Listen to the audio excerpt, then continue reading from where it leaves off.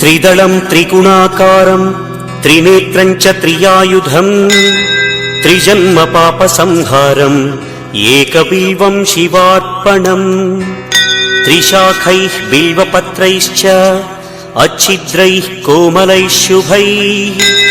तव पूजां करिष्यामि एकबिल्वं शिवार्पणम्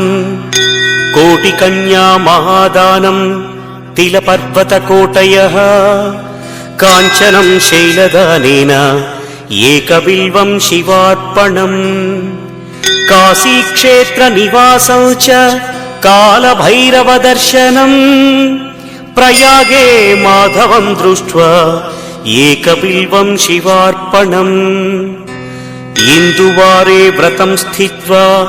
निराहारो महेश्वर नक्तं हौष्यामि देवेश एकबिल्वं शिवार्पणम्।